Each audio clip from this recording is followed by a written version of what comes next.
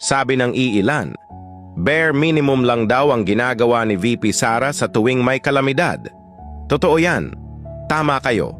Pero may dinadala siya na kahit sinong politiko ay wala. Malamang iniisip nyo pagkain, pera, medical. Hindi po bukod dyan. Pagtataas ng moral ng mga tao ang hatid ng presensya ni Vice President Sara na pinakakailangan kapag bagsak na bagsak ang pakiramdam mo.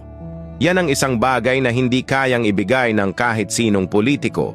Buti pa nga ang OVP kahit kakarampot na lang ang budget. Nagagawa pang tumulong. Samantalang yung iba dyan, hitik sa budget ang mga opisina. Napakabagal pang makagalaw. Inuuna pang magpa-print ng mga pangalan nila sa mga relief packs kaysa umaksyon agad. Hiyang-hiya ang OVP sa inyo. Ayaw niyong bigyan ng budget para makagalaw. Kasi natatakot kayong mas bumango si VP kaysa sa inyo. Kaya lang ang hindi nyo alam.